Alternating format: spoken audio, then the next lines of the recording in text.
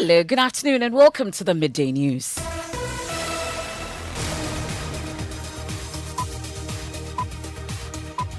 The news is live on Joy 99.7 FM here in Accra. In Kumasi, we're on Love 99.5 FM and over 30 affiliates across Ghana's 16 regions, including Amenuveve FM in Aflao, Dreams FM in Bolgatanga, A1 Radio in Bolgatanga, Radio Wa in Wago Digital on Spotify, Facebook, and myjoyonline.com app. In this edition, unprecedented panic withdrawals hits mobile money vending stations 5 days after the e-levy kicked in. Almost 80% of customers that walk to our were withdrawing, which had never happened. So most of the agents were even turning customers down just because they were unable to give them physical cash. We'll hear from vendors and subscribers. For now, I only deposit when I want to buy airtime. They are not sending huge money. It means that I'm not going to use the Momo accounts again. It's going to really affect, definitely, it's going to really affect the amount of transactions you do. Going to be very careful on the transaction I make on Momo. We're live on the ground and much later.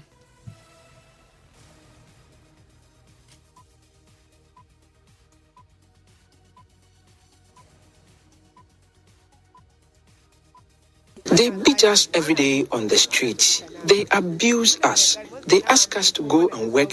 One day, a car ran over my hand and it got broken. This job is tough. We need help. Child rights campaigner takes on government for failing to deal with rising number of children begging on Ghana streets. Also this afternoon, we'll take you to the ministries and some government institutions where strike by Clocksack continues to bite 2 weeks on. I came to submit the form together with the annual returns and they said they are not working. They could have just sent us a message earlier on so that we don't have to waste the time coming here. So I will urge the government to look at how it can improve the conditions of service. We're live on the ground as some government offices remain empty. In sports, head coach of Adelaide, Karim Zito, speaks on the ambitions of his side ahead of the WAFU Under-20 Championship. And later in the bulletin, Central Regional Giants at Isado College, St. Augustine's, Wesley Girls in Fansipim, Holy Child and 10 other schools in a battle for supremacy in the APSA Science and Masquerades Regional Championship. That and more here on the Midday News with me, MFA. Apao, many thanks for choosing us. We are your home of independent, fearless and credible journalism. Please stay for details.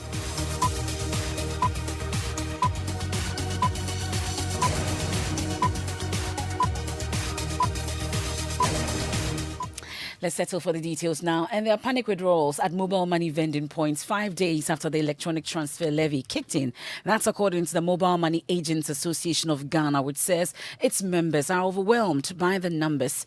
Introduction of the levy was greeted with controversy, with the minority taking up the matter at the Supreme Court. Former President John Mahama is also on record to have said that the levy will be scrapped should the NDC win power in 2024. On the ground today, subscribers say they have become more cautious since the levy was introduced on May 1. Charles Kwesiado speaks for the Mobile Money Agents Association. As at Friday, before even the implementation of e-levy on the 1st of May, that was on Sunday, there was withdrawal high. People were coming to our stand. We were finding it very difficult to understand because almost 80% of customers that walked to our stand were withdrawing, which had never happened. So we were finding it very, very difficult. And most of the agents were even turning customers down just because they were unable to give them physical cash. Well, we've been also speaking to some mobile money users. For now, I only deposit when I want to buy airtime or something. I have most of my money on me now. But maybe now the e-levy has come to stay with us. So the best thing is I'll still keep money in it all day. But for now, I just want to hold on. I want to have a better understanding of the e-levy first before I do anything. We cannot stop doing it, At the moment, I've even sent money this morning. Only that we are not sending huge sum of money. Yes, but at least 100, 200, 300 maximum. Currently, the money on my Momo is 9.0%. What means is that it means that I'm not going to use the Momo accounts again because I find it very difficult for me if having money to send to my parent or my junior sister who is currently at school. I have to pay double charges. which I find it is unfair to a normal Ghanaian. It's going to really affect, definitely, it's going to really affect the amount of transactions you do. Because just imagine you are paying 1.5 percentage on every 100 cedis transaction that you make per day. So just imagine I have about 300 Ghana cedis to send in a day. I will have to pay 1.5 over for 300 cedis. That is basically multiply 1.5 times 3. And that is quite cumbersome for us. I haven't done any transaction, and I'm going to be very careful on the transaction I make on Momo because it's going to take quite a lot of money. So if it's not going to help, I don't think I'll do it. But where it deems necessary for me to do some transaction, fine, I don't mind, I'll do it. Since you are going to pay high amount of money, then you need to think about it before you make that decision. Some mobile money users here in Accra, the situation we're told is no different in parts of the country where subscribers say they are unwilling to put their money in the system. Let's start off from the central region where correspondent Richard Kujonyako joins me live. Richard, tell us about the situation in Cape Coast. Well, so the station, two of them, the agents say that their workload has reduced. They do not get money like they used to have. One agent I spoke with said that in a day he used to have about 100 people coming to withdraw money and to also deposit money. Now he's not even able to make about 30 of them. And many of the subscribers we also spoke to indicated that, well, they will not even put money on their wallet, let alone to go and cash out or even transfer it to other people. So the situation is getting dire here in the central region as far as mobile money transactions are concerned. Okay, but I'm sure you've been interacting with some users, authorities, amongst others. Is there a way they are hoping to speak to users to stop this panic withdrawals? Well, so according to them, the charges are huge, and the thought about the e-levy even annoys them, and so they are not even going to put money or even send them. So most of them have gotten their checks ready. They have gotten their ATM cards ready, and so they see that they will resort to using these means rather than contributing using the e-levy. So that's my colleague Richard Kujonyako there reporting from the central region. My colleagues in the northern region, Martina Bugri, tells me the situation is also the same. Ilyas Utanko is in the northeast region. He's been interacting with some mobile money users as well. You know, last week my withdrawals because of the e-levy, but I withdraw.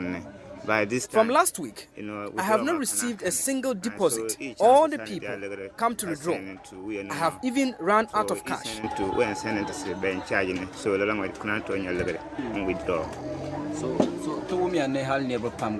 For instance, one guy, since the implementation of this e-levy, some of my colleagues have even closed down their stores.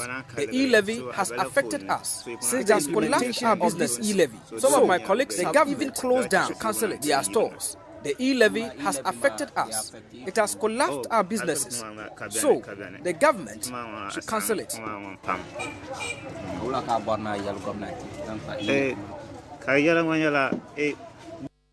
Some mobile money users there in the northeast region. Martina Bugri joins us from the northern region. Martina, what's the situation on the ground? I mean, the reason we've had a lot of withdrawals, and it started on the 30th of April, where several queues were seen in the metropolis. People were withdrawing from their wallet.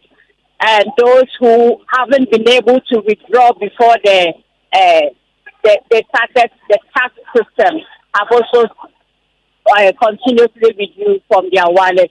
So most people think that it's safer to either go straight to the bank or to keep the money with you. Those who have no alternative but to use the mobile money transaction have switched to lesser cost ones to deal with. So that's Martina Bugri reporting from the northern region. Let me bring in the leadership of the Momo Agents Association. Kwesiado is their spokesperson. Thank you so much for joining us here on the Midday News. So what really is the particular reason people are giving you for this panic withdrawals? Okay, everybody. With regards to the withdrawal, as I earlier indicated, we want to have a picture as to what is actually happening. You know, over the weekend, from Friday to first of May, that is on Saturday or the Saturday. Kwesi, I'll beg you to reposition yourself. I keep losing you along the line. Let's try again if we have a better connection to you. Ms. Ado. Hello. Yes, let's try again. I think you have to position yourself, then we can hear you well. Okay. Please go ahead. Okay. So, like I was saying, for over 5 days now, the, the surge in withdrawal, we are saying that we can't activate all through the e-levy because of the long holidays and then the weekend. No banks were not working, and therefore everybody wants to come to the mobile money wallet. And interestingly enough, as I earlier stated, 80% of them were withdrawing. Interestingly enough, agents will have to go to the bank to make sure they liquefy their electronic and get physical cash. But that was not happening.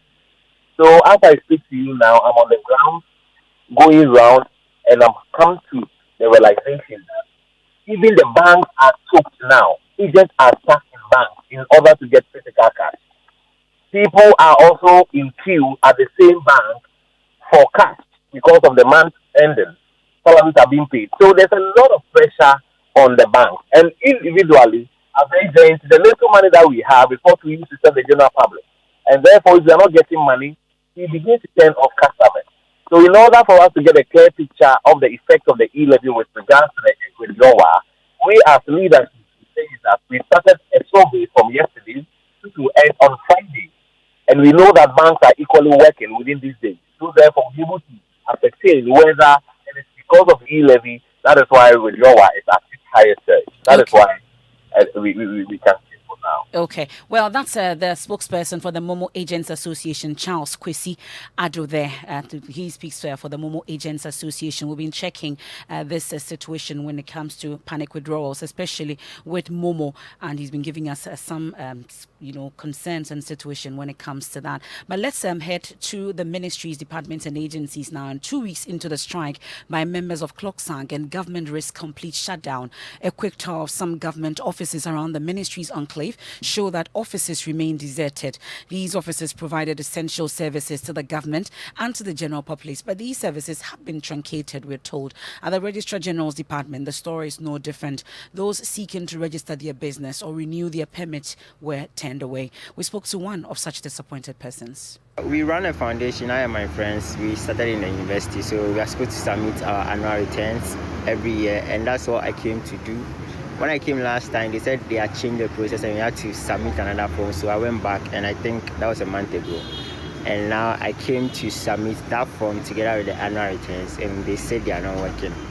My major issue with that is that they could have just sent us a message earlier on so that we don't have to waste the time coming here. I see, but how is that going to disturb the work that you do? I live in the Eastern region, so the cost, the time. You come here and the workers are angry because maybe they have worked the whole day and no one is there to relieve them.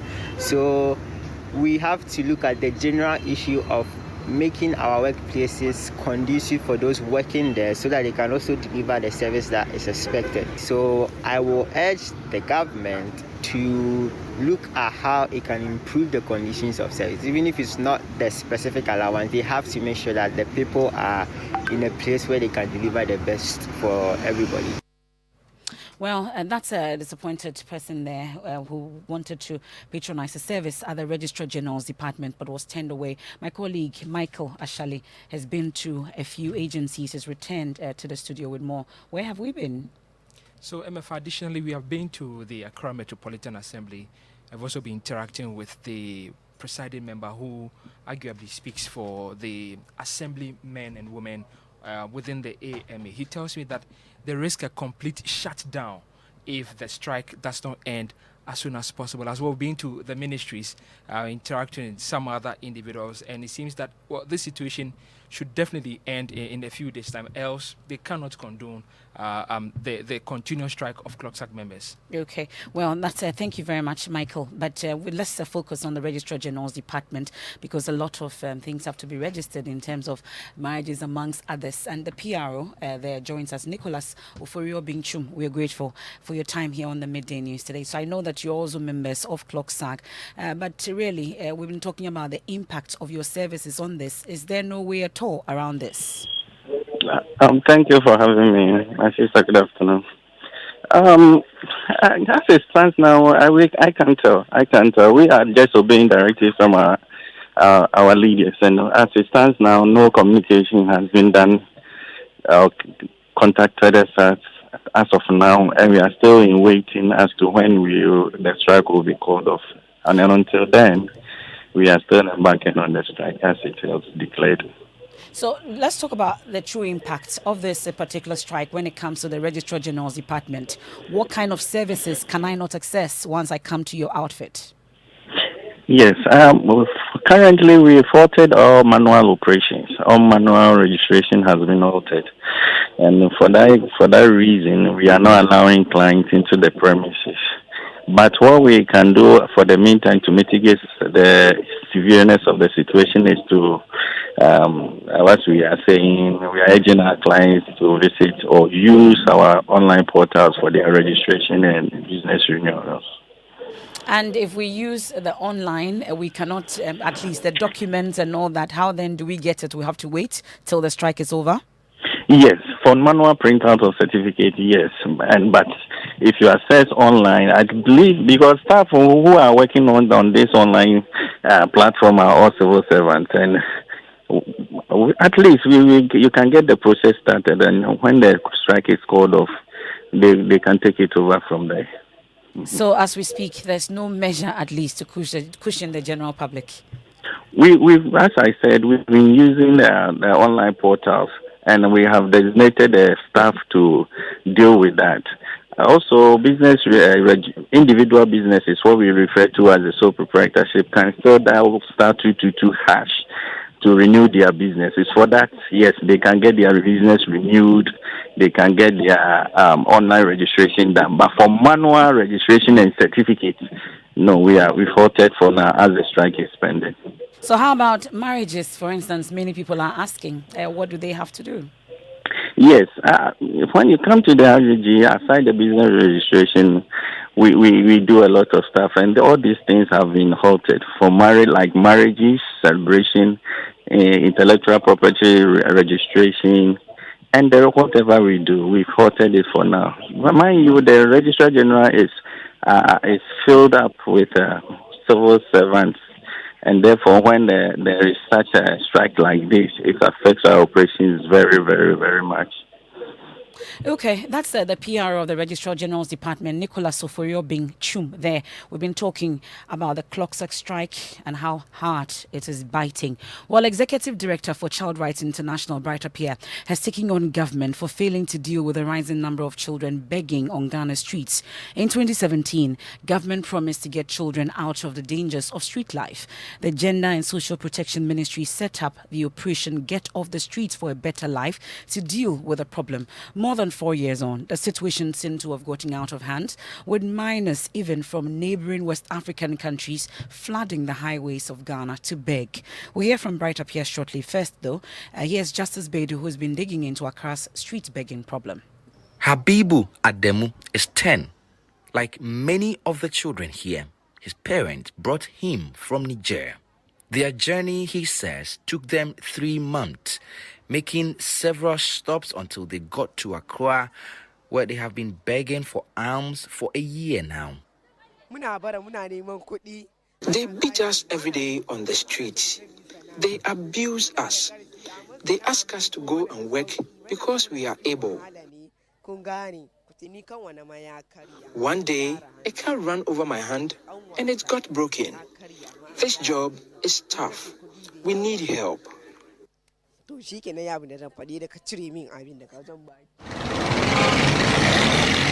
As dawn breaks, the children and their parents flood the streets of Accra.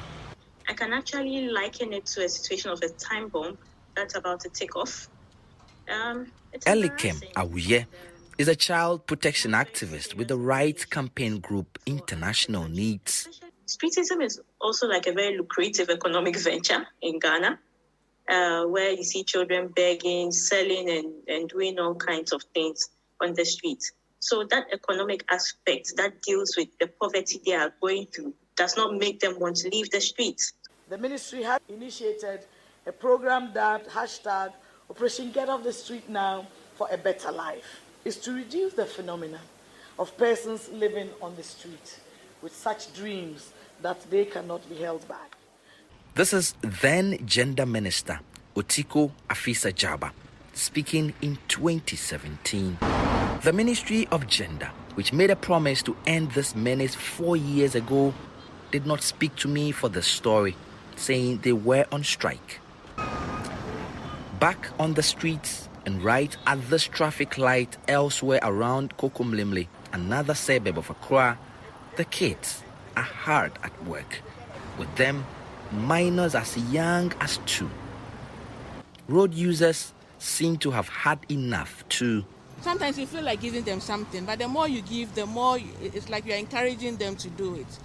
I don't like seeing the mothers and the parents sitting there whilst we see these children crossing through the traffic and everything. With very little in social protection for vulnerable people like these children, more of their likes continue to flood our streets, and it seems there is no end in sight.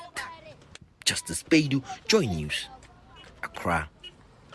Well, we can hear from the Executive Director for Child Rights International, Bright Appiah, has been reacting to this report. We've not even started the fight at all for us to even get to a point to say that we've not been able to deal with the matter. So the state affairs does is finding it difficult to touch it because they don't know the extent to which the damage is and how they'll be able to deal with it even when they find themselves in the middle of the sea. So that is clearly what is happening now. But it is being a national security issue is the fact that we have conducted research and we are in court now to see how best we can deal with this particular matter. Foreigners are also taking advantage of it to run their affairs on the street because the social security system is a bit weak. Child rights campaigner there, Bright Appiah, taking us for a quick break here on the Midday News. We've been talking about the unprecedented panic withdrawals that has hit mobile money vending stations 5 days after the e-levy kicked in. When we return, we have sport, and then later, Central Regional Giants at Disado College, St. Augustine's, Wesley Girls in Fansipim, Holy Child and 10 other schools in a battle for supremacy in the APSA Science and Maths Quiz Regional Championship.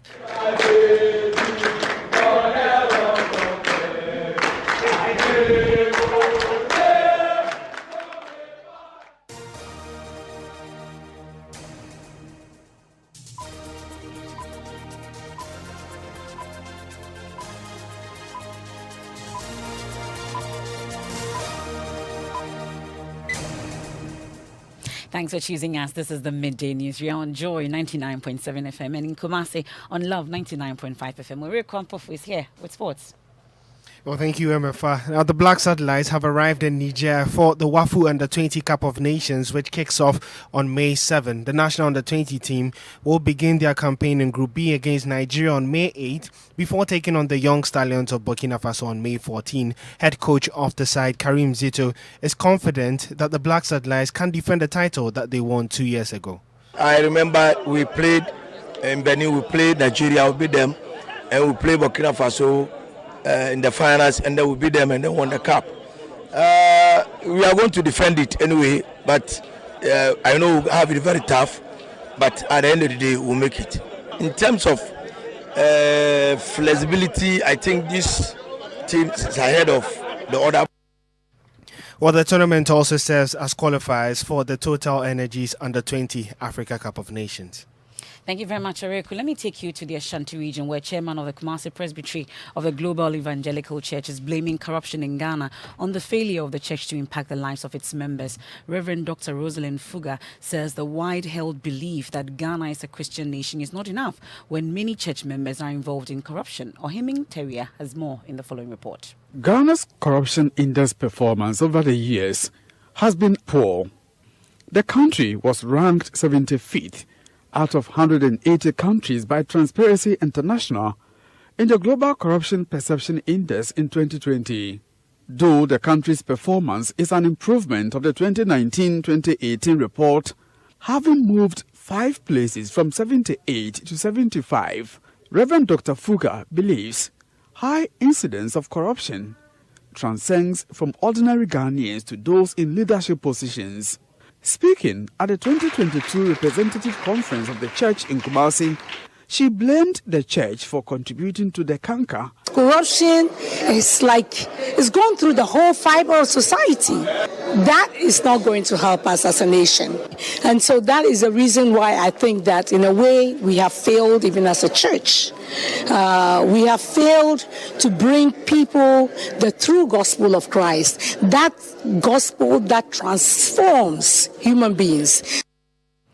That's Ohiming Terrier's report. Now, former Finance Minister Professor Kwesi Botwe says the suppression and silencing of critical voices that are capable of contributing to the discourse on Ghana's socio-economic growth accounts for Ghana's current economic situation. According to him, the voices of experts have been tagged in such a way that such persons are unable to participate in the economic governance structure of the country.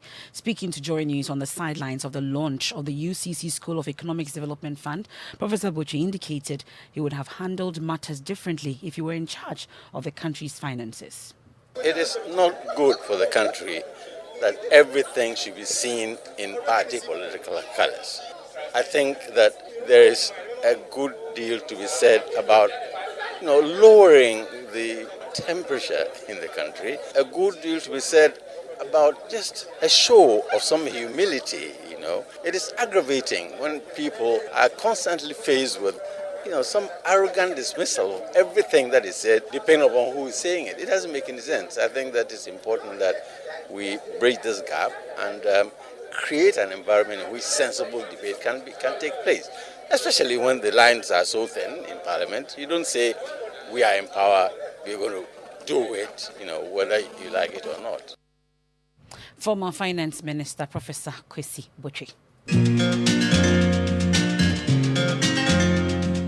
It's time for the National Science and Maths Quiz, and we'll be heading to the Center for National Culture in Cape Coast, where the search for the region's best science and maths quiz school is underway. Infansipim School's dream of winning back-to-back the APSA Central Regional Science and Maths Quiz Championship was derailed after Ghana National College beat Ednaman SHS to qualify for the grand finale. Maxwell Agbagba is on the ground for us. We'll hear from him shortly.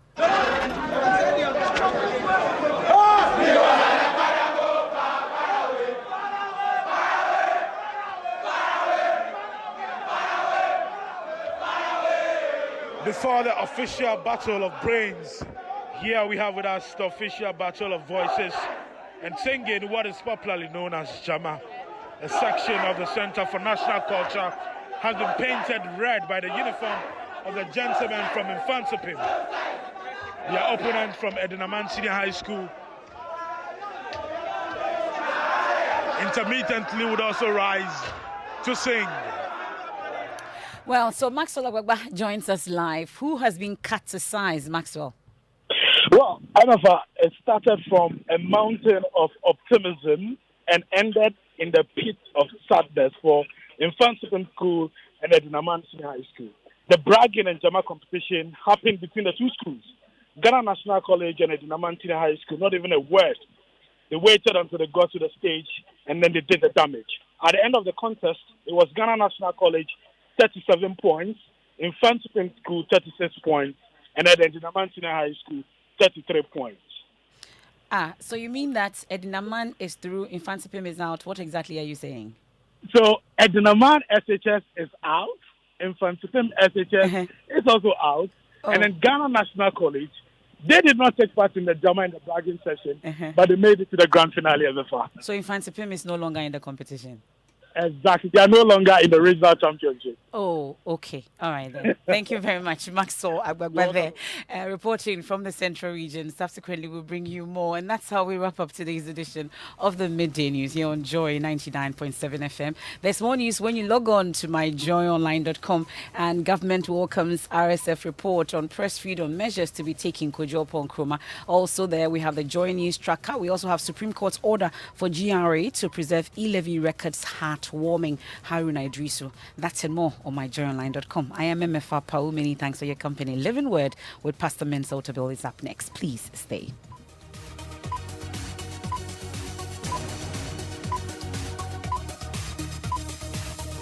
Hello, please, am I speaking? speaking to Miss Joanna Kuma? Yes, please.